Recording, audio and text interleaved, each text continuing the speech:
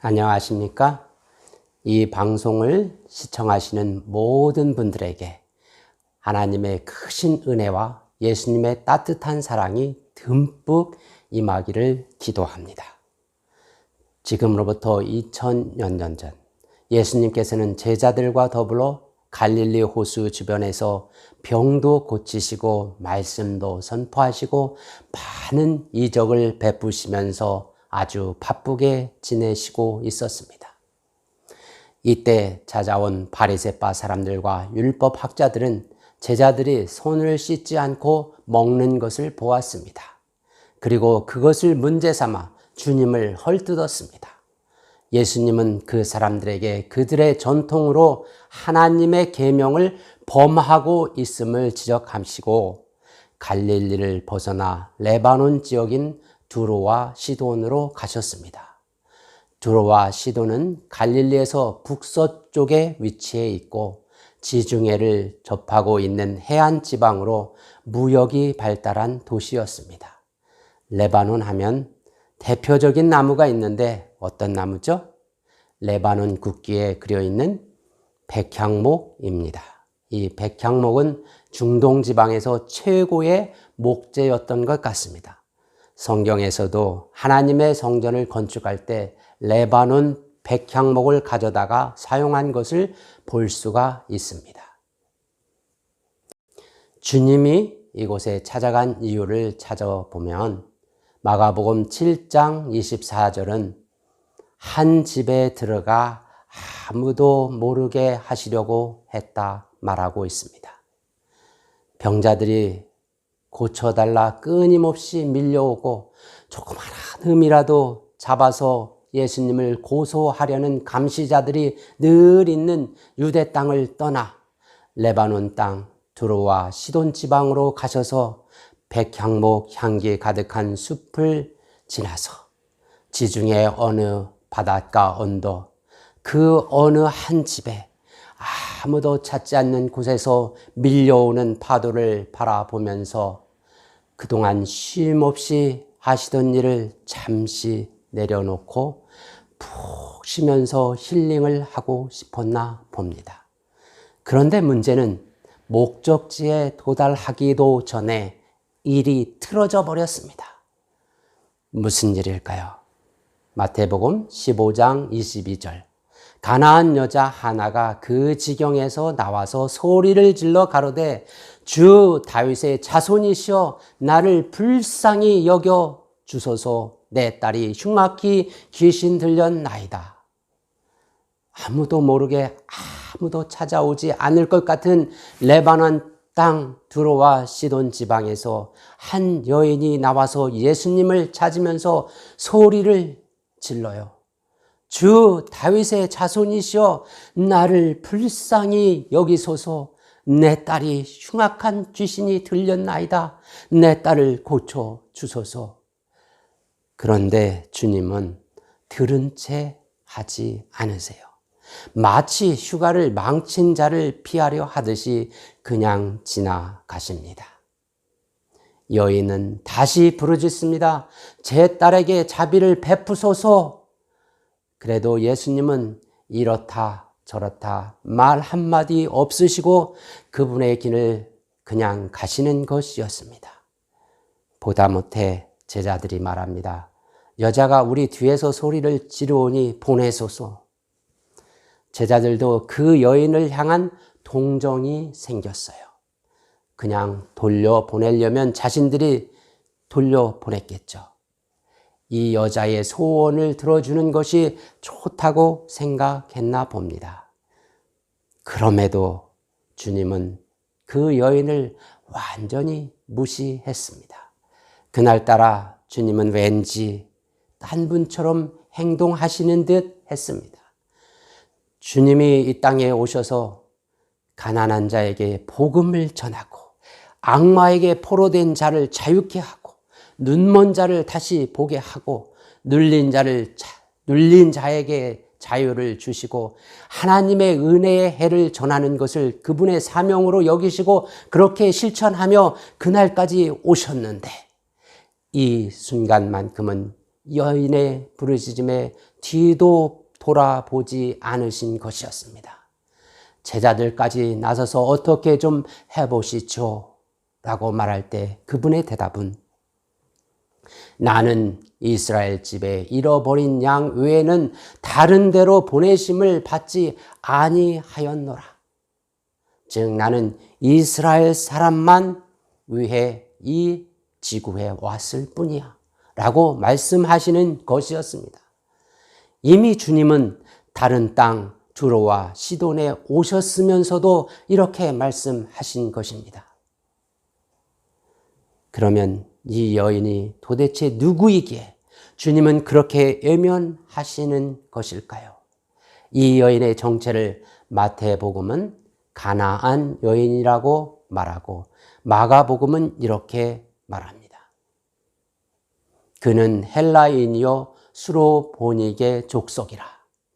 헬라인이라는 말은 유대인이 아닌 이방인을 말하는 것이고 수로보닉의 족속이라는 말은 시리아라는 말과 두로와 시돈을 포함하는 페니키아를 합친 말로 시로페니키아를 한국식 발음으로 표기해서 수로보니게아라는 말을 쓰게 된 것입니다. 따라서 이 여인은 이방 여인이요 시리아와 페니키아 지방에 사는 족속 중에 하나였던 것이었습니다. 예수님은 이 여인이 유대인이 아니어서 치료해 줄 수 없다고 말씀하시는 것입니다. 하지만 그분께서는 이미 수리아, 즉 시리아 사람들을 많이 치료해 주셨습니다. 그런 주님이 왜 이러시는 걸까요? 이유를 막론하고 이 여인은 주님께 더 가까이 다가옵니다. 여자가 와서 예수께 절하며 가로되 주여 저를 도우소서 도와주시옵소서. 예수님은 애원하는 여인에게 이런 말을 합니다. 대답하여 가라사대 자녀의 떡을 취하여 개들에게 던짐이 마땅치 아니하니라. 이 여인이 개란 말입니까? 도와주시지 말려면 도와주시지 않으면 되지 왜 주님은 사람을 개에게 비유하시는 걸까요? 아픈 사람 마음을 이렇게 친뭉개도 되시는 건가요? 그래도 여인은 돌아서지 않습니다. 왜? 그녀의 딸이 아프기 때문입니다. 그것도 귀신이 걸렸어요. 차라리 몸 한 곳이 아프면 그래도 사람 구실 하는데 귀신이 들리니 사람 같지가 않아요. 다리를 절어도 그리고 팔 한쪽이 없어도 살아가고 시집도 가는 것 보았는데 흉악한 귀신이 들려 정신이 온전치 못하니 정상적인 삶을 살아가지 못하는 것이었습니다. 이런 딸을 고쳐보려고 수많은 고민과 노력을 하면서 방도를 찾아보았지만 방법이 없었습니다. 이 여인에게 평생의 소원이 있다면 그것은 모든 것 다 주고서라도 이 딸을 꼭 온전히 낫게 해주는 것이었습니다. 그런 그녀가 예수님에 관한 소문을 들었습니다. 벙어리를 고치고요. 소경의 눈을 뜨게 하시고 귀신을 내어 쫓는다는 예수님에 관한 소문을 들었습니다. 꺼져가던 희망의 불꽃이 그녀의 마음속에 살아나기 시작했습니다. 그녀는 예수님이 누구인지 알려고 노력했습니다. 예수는 다윗의 자손이시라는 사실을 그녀가 알게 되었습니다. 그분이 마음만 먹으면 능히 그녀의 딸을 치료해 주실 것이라 믿게 되었습니다. 이제 그분을 찾아가려고 했는데 그분이 오신다는 것이었습니다. 그러니 그녀는 주저하지 않고 달려갔습니다. 주님께 매달리기로 작심했습니다. 그녀에게 자존심은 중요하지가 않았습니다. 그녀에게 중요한 것은 어떻게 해서라도 딸을 구원하는 것이었습니다. 그녀는 포기하지 않았습니다. 그녀는 말합니다. 여자가 가로되 주여 올소이다. 그러나 개들도 제 주인의 상에서 떨어지는 부스러기를 먹나이다. 주님 옳습니다. 주님이 저를 개라고 칭하시면 저는 개입니다. 그런데 저는 주님의 상에서 떨어지는 부스러기를 먹는 개입니다. 저는 남의 집 개가 아니고 당신의 개입니다. 그러니 상 밑으로 떨어지는 부스러기를 던져 주소서. 제가 먹겠나이다. 중동 지방에서 주로 먹는 쿠주부라는 빵입니다. 이 빵을 뜯어서 야채와 소스를 싸서 먹습니다. 뻣뻣한 부위나 먹다 남은 조각으로 손을 닦고 또는 식탁을 닦고 버린다고 합니다. 그러면 상 아래에 있는 개가 그것을 먹습니다. 어떤 개가 그것을 먹냐면 바로 그 집 개가 그것을 먹습니다. 이 여인이 개들도 제 주인의 상에서 떨어지는 부스러기를 먹나이다 라고 말했을 때 주님은 매우 기뻐하셨습니다. 그리고 말씀하셨습니다. 예수께서 대답하여 가라사대 여자야 내 믿음이 크도다. 내 소원대로 되리라 하시니 그 시로부터 그의 딸이 나으니라. 여인을 향하여 내 믿음이 크도다 말씀하셨고 내 소원대로 되리라고 선언하셨습니다. 그리고 그 시로 그의 딸은 나았습니다. 여인은 그토록 간절히 원하던 것을 얻었던 것입니다. 시련은 끝나고 승리가 그녀에게 찾아왔던 것입니다. 주님은 그 길로 더 이상 그곳에서 다른 일을 하시지 않고 갈릴리로 돌아오셔서 그분의 사역을 계속하셨습니다.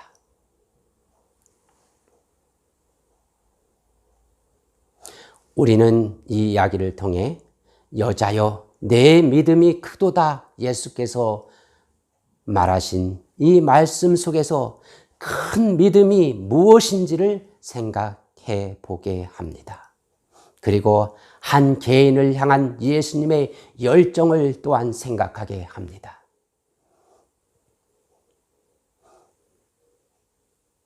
그 당시 이스라엘 사람 대부분은 메시아 즉 그리스도가 이 땅에 오시면 그들 나라를 로마로부터 구원할 것으로 믿었습니다. 유대 땅에 다윗이 세웠던 나라보다 더 강한 나라를 세워 다스리시는 분으로 생각하고 있었습니다. 메시아가 오셔서 인간의 죄로부터 구원한다는 개념은 희석되고 그분의 죽음을 통하여 인류가 구원을 받는다는 사실은 잊혀져 가고 있었습니다.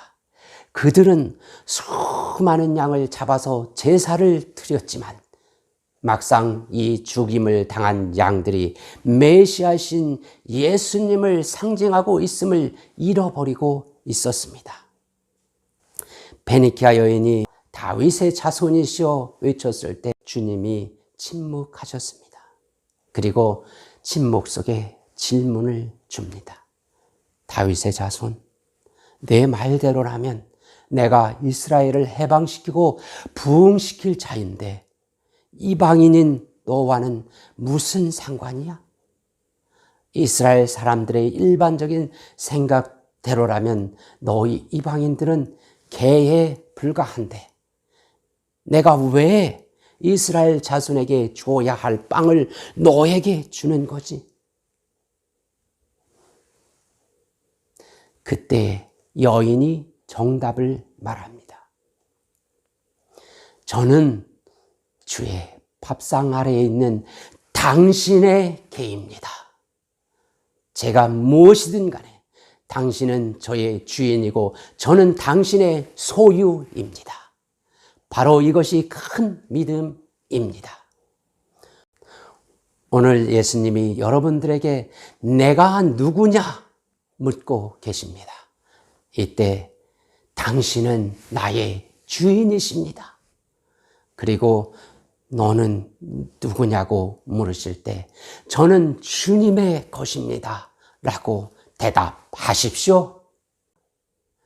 우리의 모습이 남들 보기에 하찮게 보일지라도 우리는 하나님의 소유요 주 예수 그리스도의 것이라는 것을 잊지 말아야 합니다. 주님께 더 다가간다고 갔는데 때로는 주님과 더 멀어진 느낌이 들 때도 있습니까? 주님이 침묵하고 계시는 것 같은 생각이 들을 때가 있었습니까? 그래도 실망하지 마십시오. 수로보니게 여인이 주님께 달려왔을 때 주님은 달아나는 것 같았지만 실상은 갈릴리에서 들어와 시돈까지 멀리 걸어서 찾아오신 분은 예수님이셨습니다. 300m 정도를 여인이 달려왔지만 100km 이상 찾아오신 분은 예수님이셨습니다. 이곳까지 멀리 걸어서 오셔서 예수님이 하신 일은 이 일 하나 말고는 없었습니다. 이 여인을 만난 것이 전부였습니다. 주님이 이 여인을 냉대하고 완전히 개무시하고 개취급하는 것 같았지만 온전히 이 여인만을 위하여 그곳에 가셨고 주님은 그녀의 믿음이 가장 잘 표현되기까지 잠시 기다려 주신 것이었습니다. 제자들 앞에서 이 여인의 믿음을 칭찬해 주고 자랑하고 싶어서 조금 뜸들인 것이었습니다. 또한 오늘날까지 우리들에게 이 여인처럼 이런 믿음을 가지라고 교훈하기 위해서였습니다. 그 여인의 문제를 해결해 주시고 곧장 그분의 생활로 돌아가셨던 것이었습니다. 여러분, 주님을 만나기 위해 얼만큼 걸어왔습니까? 주님은 여러분을 만나기 위하여 우주에서 여러분이 있는 곳까지 찾아오시는 분이십니다. 그리고 그분이 오시는 단 한 가지의 목적은 여러분 각 개인을 만나기 위해서입니다. 그러니 예수께 나오십시오. 그리고 그분과 올바른 관계를 맺으십시오. 그분을 여러분 각자의 주인으로 맞이하시기 바랍니다.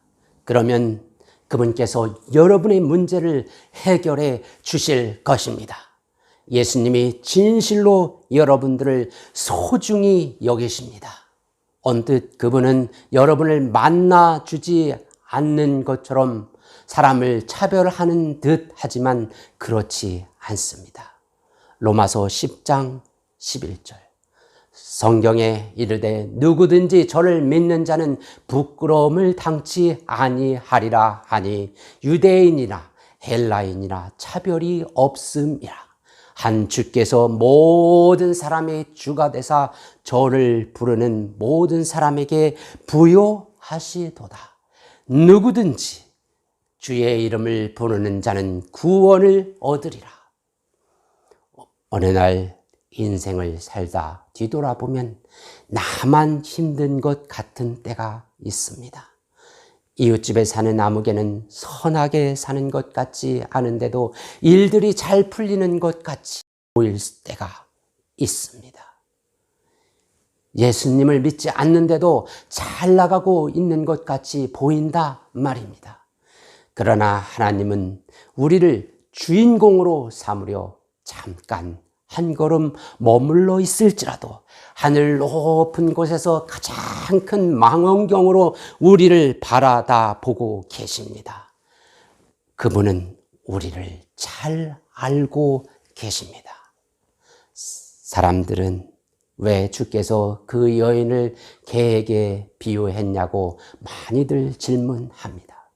그런데 진짜로 사람 살려보겠다고 하늘의 모든 것 다 내려놓고 다 버리고 이 땅에 오셔서 모든 힘 다 쏟아붓고 난 후에 개 취급 당하신 분은 그 여인이 아니고 바로 예수님이셨습니다.